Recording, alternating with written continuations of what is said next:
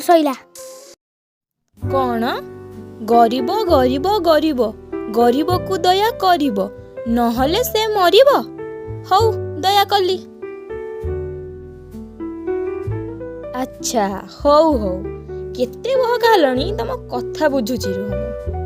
गरीब को दया कली गोला आलुटीए देई विदा कली। जाठू मैडम नमस्कार। आ झील भल पाठ पढ़ुची तो?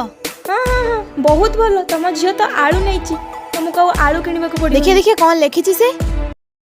आज समाज रे पेट पाई जेमिति भोक बंचिबा को हेले मध्य दरकार अछि पाठ।